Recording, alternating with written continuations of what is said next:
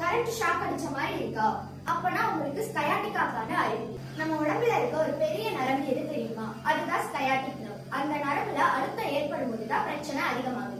எந்த மாதிரி ஒர்க் பண்றவங்களுக்கு இந்த வலி வரும் பாத்தீங்கன்னா, ஐடி, டீச்சர்ஸ், டிரைவர்ஸ், வெயிட் தூக்குறவங்க, ரொம்ப நேரம் உட்கார்றவங்க, ரொம்ப நேரம் நிக்கிறவங்க.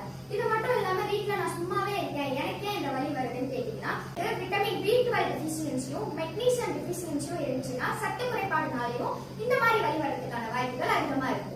ரொம்ப நாள் இந்த தொந்தரவோட அவதிப்பட்டு இருக்கீங்களா? அப்ப நீங்க என்ன பண்ணணும், என்ன பண்ணக்கூடாது, எந்த மாதிரி உணவை எடுத்துக்கணும், எந்த மாதிரி பயிற்சி பண்ணணும் உங்களுக்கு நாங்க சொல்லி தரோம் வாங்க. முதுகு வலி தானே சாதாரணமா எடுத்துக்காதீங்க. ஒருவேளை பிரச்சனை அதிகமாச்சுன்னா சிவியர் ஆகிறதுக்கான வாய்ப்புகள் அதிகமா இருக்கு. நாங்க ஆபீஸ் போறவங்க எங்களால கரெக்டான டைமுக்கு வர முடியாது அப்படின்னு யோசிச்சோம்னா, காலையில 9 மணில இருந்து நைட்டு 9 மணி வரைக்கும் ஒரு பேஷண்ட்டுக்கும் ஒரு தெரபிஸ்ட் வச்சு பார்த்துட்டு வரோம்.